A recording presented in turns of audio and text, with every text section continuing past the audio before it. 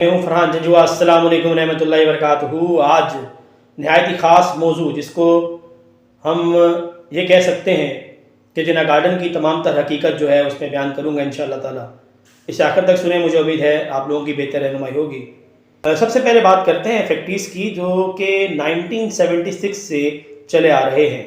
بہت سے دوست یہ بات سوچ کر یا سن کر حیران ہوئے ہوں گے کہ 1976 میں جنا گارڈن کیا بات کر رہے ہیں۔ جی بالکل، میں یہاں پر یہ بات واضح کر دوں کہ اگر کسی کو اعتراض ہے تو وہ ایک دفعہ پھر سے جو ہے رجوع کریں ان متاثرین سے جو کہ E11 کے جنریٹ کیے ہوئے تھے، تو وہ یہاں پر کمپنسیشن دی گئی ان لوگوں کو۔ 1976 سے یہ بات تو کنفرم ہو گئی کہ یہاں پر فائلز کے متاثرین بنے آ رہے ہیں۔ جی جیسے جیسے یہ معاملات آگے چلے، بالکل ویسے ہی 1990s کے بعد سے کافی لوگ مزید جو ہے وہ اس فائلز کے مالک بنے اور متاثرین میں شامل ہو گئے۔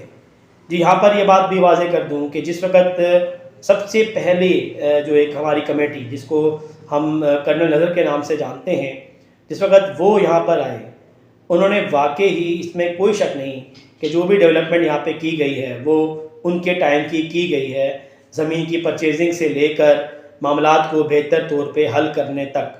جی بالکل، نقشے بھی بنے، جی بالکل معاملات بھی چلے، اور خاص طور پہ LOP کے حوالے سے بہت سے معاملات جو ہیں وہ اس میں بہتری کی طرف جانا شروع ہوئے۔ جی بہت سے دوست بہتر سمجھتے ہیں کہ خاص طور پہ جو بات میں یہاں پر کرنے جا رہا ہوں کڑوی ضرور ہے پر سچ ہے۔ جی بالکل، جیسے جیسے معاملات بہتر ہونا شروع ہوئے ویسے ویسے لالچ بھی بڑھنا شروع ہوئی۔ جی بالکل، جیسے جیسے لالچ بڑھی ویسے ویسے فیک فائلز جو ہیں وہ جنریٹ کرنا شروع کر دی گئیں، اور دیکھتے ہی دیکھتے بہت سے متاثرین جو ہیں وہ ان دنوں میں بنائے گئے۔ جی سب سے زیادہ جو ٹینیور رہا متاثرین بنانے کا وہ 2012، 13، 14 یہ وہ 3 سال ہیں جن میں نہایت ہی زیادہ فیکٹریز جو ہیں وہ جنا گارڈن سے جنریٹ کیے گئے، جو کہ نہایت ہی آج بھی بیچارے جو ہیں وہ رل رہے ہیں، کیونکہ اس وقت انہوں نے وہ فائلز 18 لاکھ کی بھی لی ہیں اور یہاں تک کہ 20 لاکھ کی بھی بکی ہوئی ہیں، پر آج انہی فائلز کے جو معاملات ہیں وہ نہ ہونے کے برابر ہیں۔ وہ 12 لاکھ، 13 لاکھ اور 15 لاکھ تک جو ہے وہ اس وقت سیل پرچیز ہو رہی ہے۔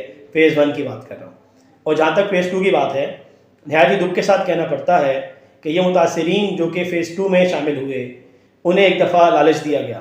2012-13 میں باقاعدہ اس کا اعلان ہوا اور ایک ایڈ بھی چلا کہ آپ لوگ جو ہیں اگر ڈیوز رہتے ہیں تو وہ کلیئر کریں اور آپ لوگوں کو ہم فیز 1 میں پلاٹس دیں گے۔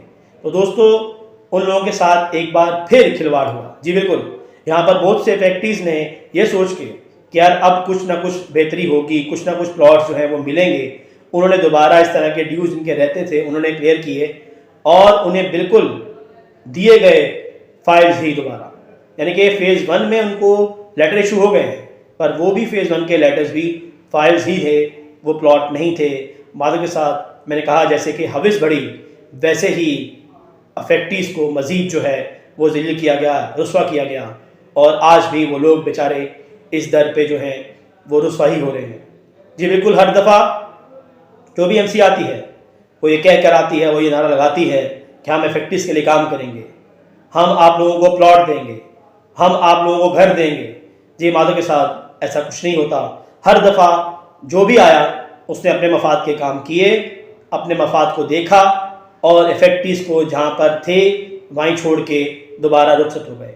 جی بالکل، ایک بہت بڑی مافیا جو کہ لوگوں کی نظر میں ہے، جو کہ لوگ جانتے ہیں کہ کافی عرصے سے انہوں نے بہت سے متاثرین بنائے، اور جیسے کہ میں نے پہلے بھی کہا کہ کافی حد تک کام بھی ہوئے ہیں، اس میں کوئی شک نہیں ہے، پر کام کی نوعیت اور متاثرین کی نوعیت دیکھیں تو معاملات جو ہیں متاثرین زیادہ جنریٹ ہوئے ہیں ایز کمپیئر ٹو کام کے اوپر۔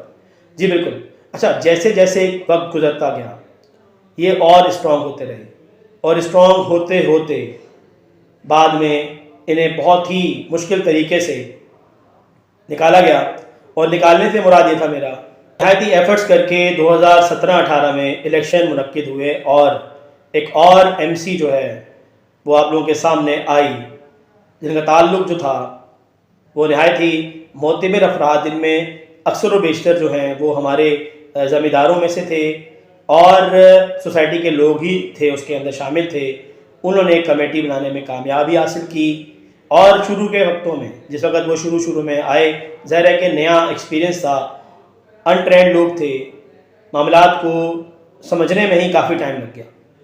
جس وقت تھوڑی سی سمجھداری کا مظاہرہ کرتے ہوئے معاملات کو بہتری کی طرف لے کے جانے لگے، تو ویسے ہی اس میں بھی ہوس بڑھنا شروع ہو گئی۔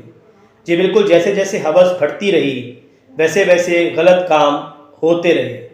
جی یہ بات سچ ہے کہ وہ غلطی یا وہ ہوس بڑھنے کے بعد جو متاثرین ختم کرانے کے لیے آئے تھے، انہوں نے پھر سے اپنے معاملات، اپنے مفادات کو دیکھتے ہوئے مزید جو ہے متاثرین بنانے میں کامیابی حاصل کی۔ جی بالکل، میں یہ بات واضح کر دوں کہ ان دونوں ٹائم فریم کے اندر سب سے زیادہ اگر کوئی پسا ہے تو وہ ہے متاثرین۔ جی بالکل، وہ جناح گارڈن فیز 1 کے ہوں، وہ جناح گارڈن فیز 2 کے ہوں، یا وہ لوگ ہوں جنہوں نے 1976 میں، 1991 میں، 1995 میں فائلز لے کے رکھی ہوئی ہیں، وہ آج بھی بیچارے اپنے پلاٹس کے لیے، اپنے معاملات کے لیے ترس رہے ہیں۔ جی یہاں پر میں یہ بات بھی واضح کروں کہ بہت سے ایسے متاثرین بھی یہاں پر موجود ہیں جن بیچاروں نے اپنے بچوں کے لیے یہ فائلز لی تھیں، چھوٹی چھوٹی جو ہے اپنی سیونگ کر کے، آج وہ بھی رو رہے ہیں۔ جی بالکل، ایسے بھی متاثرین ہیں جن کا نمبر آیا، انہیں فوت ہوئے عرصہ دراز بیت گیا۔